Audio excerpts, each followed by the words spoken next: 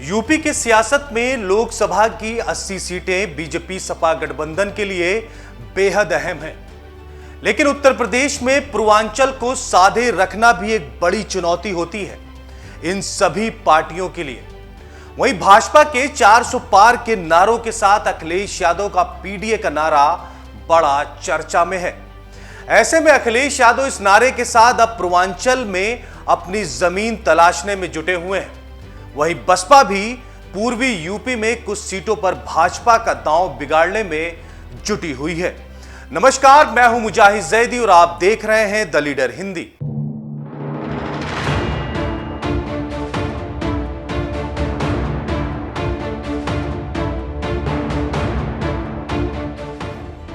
अखिलेश यादव पूर्वांचल की चुनावी बिसात पर पीडीए को साधने की कोशिश में है।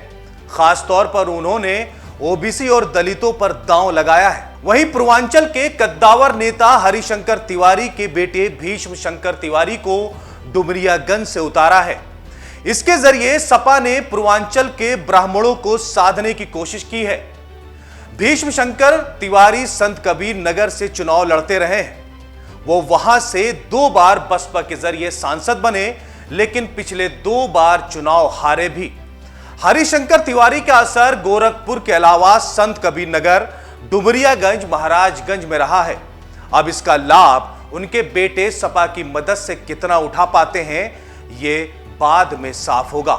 समाजवादी पार्टी ने पूर्वांचल में केवल एक मुस्लिम अफजाल अंसारी को गाजीपुर से प्रत्याशी बनाया है। वो इसी सीट से पिछली बार बसपा के जरिए जीते थे। इसके अलावा सपा ने पूर्वांचल की किसी भी सीट पर मुस्लिमों को टिकट नहीं दिया है। शायद सपा को इसके पीछे की रणनीति ये लगी होगी कि गैर मुस्लिम वोट में सबकी हिस्सेदारी सुनिश्चित रहे, जिसमें खास तौर पर पिछड़ा और दलित भी शामिल है। सपा को एहसास है कि चुनाव में जैसे जैसे पश्चिमी यूपी से मध्य यूपी होता हुआ पूर्वांचल की ओर बढ़ेगा, वोटों के सांप्रदायिक आधार पर ध्रुवीकरण का खतरा भी बढ़ेगा।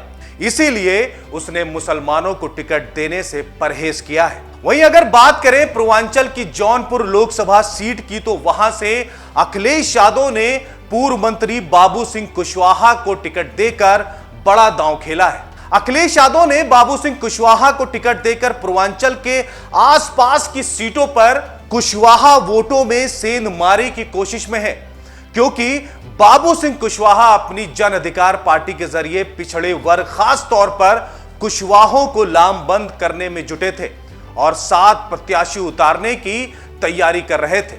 पर अब सपा ने उन्हें अपने साथ लाकर ओबीसी कुशवाहा समाज को अपने पाले में लाने की रणनीति बनाई है।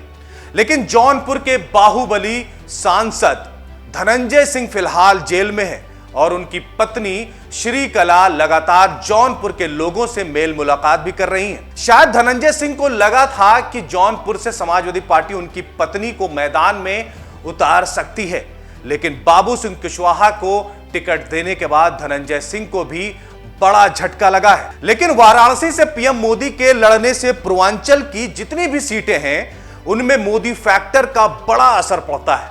ऐसे में समाजवादी पार्टी भले ही पीडीए फॉर्मूले के जरिए पूर्वांचल की सीटों पर अपने प्रत्याशी उतार रहे हो, लेकिन वाराणसी से लड़ रहे पीएम मोदी के फैक्टर से लड़ना महागठबंधन के लिए सबसे बड़ी चुनौती होगी। उत्तर प्रदेश में पूर्वांचल की सीटों में एक सबसे बड़ा फैक्टर है मायावती। विपक्ष लगातार मायावती पर यह आरोप गढ़ता रहा कि मायावती भाजपा की बी टीम के रूप में काम कर रही हैं, लेकिन बीएसपी ने पश्चिमी यूपी की तरह अब पूर्वी यूपी में बड़ा खेला कर दिया है। पश्चिमी यूपी में अपने उम्मीदवार खड़े कर बीएसपी ने भारतीय जनता पार्टी और गठबंधन के प्रत्याशियों को जीत के लिए लोहे के चने चबाने पड़ रहे हैं। अब वहीं पूर्वांचल में मायावती ने अपने कैंडिडेट के जरिए इन दोनों पार्टियों के हौसले पस्त करने में जुटी हैं और इसका जीता जागता सबूत है आजमगढ़ और घोसी सीट पर राजभर और चौहान कैंडिडेट उतरना। क्योंकि आजमगढ़ में राजभर कैंडिडेट से बीएसपी को फायदा तो नहीं हो रहा है, लेकिन बीजेपी को बड़ा नुकसान हो सकता है। वहीं घोसी सीट से पूर्व सांसद बालकृष्ण चौहान के बसपा प्रत्याशी बनने के बाद एनडीए की ओर से चुनाव लड़ रहे सुभाषपा के अरविंद राजभर की स्थिति कमजोर होना तय हो गया है। अब उनकी नैया पार मोदी मैजिक ही लगा सकता है। जाहिर है पश्चिमी यूपी के रण के बाद पूर्वांचल की जमीन पर अपना झंडा गाड़ने में भाजपा और सपा दोनों कोशिश में है। वहीं बहुजन समाज पार्टी की मुखिया भी इन सीटों पर किसका खेल बिगाड़ेंगी, ये तो आने वाले समय में ही तय होगा। लेकिन एक बात तय है कि उत्तर प्रदेश की 80 लोकसभा सीट पर जीत का दावा करने वाली इन सभी पार्टियों को इस बात का डर जरूर है कि आगे क्या होगा।